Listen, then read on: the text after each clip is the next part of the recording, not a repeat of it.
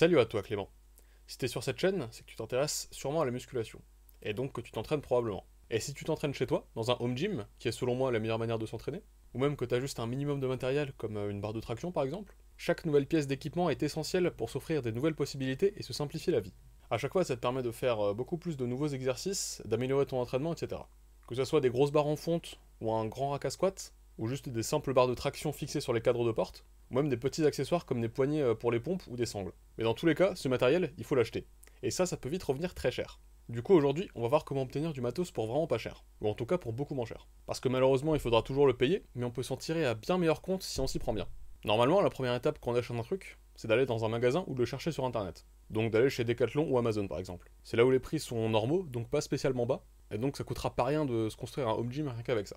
Mais même là, on peut toujours trouver de bonnes affaires, surtout en ligne. Rien qu'en comparant entre plusieurs vendeurs, on peut souvent trouver le même produit pour beaucoup moins cher. Donc ça vaut vraiment le coup de prendre quelques minutes pour chercher de bonnes affaires. Mais même dans les magasins physiques, on peut trouver du matos à un prix pas dégueu, grâce aux promotions qui apparaissent ponctuellement, notamment avec le Black Friday par exemple, ou d'autres événements comme ça. Et c'est aussi le moyen le plus simple pour acheter de petits objets d'équipement, par exemple des poids de 500 grammes ou des poignées à pompe. Pour les petits objets de quelques euros, je me prends pas la tête et je vais dans un magasin, c'est plus simple. Mais ensuite, si tu veux du matériel vraiment pas cher, il y a les sites de petites annonces, genre Le Bon Coin ou autre.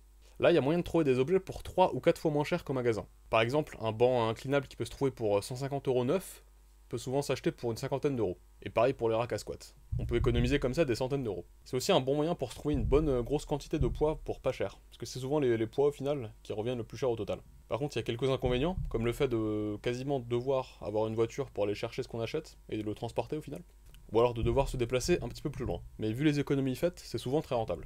Surtout qu'à part si t'habites au fin fond de la Creuse, tu devrais pouvoir trouver des trucs assez sympas juste en restant dans ton département. Par contre, le plus gros problème, c'est que les objets ne se trouvent pas à la demande. Ce que tu vas trouver est plus ou moins aléatoire, selon ce qui est disponible et ce que les gens vendent. Donc si t'as besoin de quelque chose de précis assez rapidement, il y a de fortes chances que tu galères un peu. Et c'est pour ça que la meilleure utilisation de ces sites, c'est d'y aller tous les quelques jours ou toutes les quelques semaines, de regarder ce qui est vendu dans le coin et de sauter sur les bonnes affaires. Et en plus, autre avantage qu'on trouve pas dans les magasins traditionnels, c'est que tu peux souvent négocier le prix à la baisse. Et ne t'inquiète pas pour la qualité du matériel d'occasion, souvent c'est des gros objets en métal comme des barres ou des racks, donc même un petit peu rouillé ou un petit peu usé, ça fait toujours le taf. Et si un objet est vraiment en trop mauvais état, tu peux toujours le refuser au final.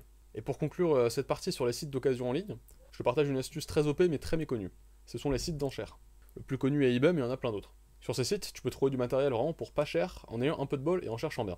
Puisque les enchères démarrent en général à un prix très bas, et elles ne montent que si d'autres personnes enchérissent, ce qui est normal. Du coup, si tu tombes sur une enchère pas trop chère et qui se finit bientôt, donc il n'y a pas encore beaucoup de gens qui ont eu l'occasion de l'avoir, tu peux souvent choper l'objet pour vraiment pas cher. C'est comme ça que j'ai eu ma Smith Machine pour seulement 99 € par exemple, alors que neuve, elle en vaut environ 1000. Et enfin, dernière option, c'est tout simplement d'utiliser du matos pas cher. Au lieu d'acheter une ceinture de lest pour tes dips et tes tractions, pourquoi ne pas simplement utiliser une corde? Au lieu de s'acheter tout un home gym, ou même un abonnement à la salle, pourquoi ne pas juste prendre des anneaux? Au lieu de prendre des boîtes pliométriques à 80 €, pourquoi pas juste prendre des palettes et les empiler? Avec un peu d'imagination et de débrouille, on peut utiliser toutes sortes d'objets qu'on a chez soi, ou qu'on peut trouver pour vraiment pas cher, à la place du vrai équipement. Ça entraîne forcément un certain compromis, pas avec la sécurité parce que ça il faut le prendre au sérieux, mais en tout cas de confort ou de facilité. Mais ça peut largement faire le taf.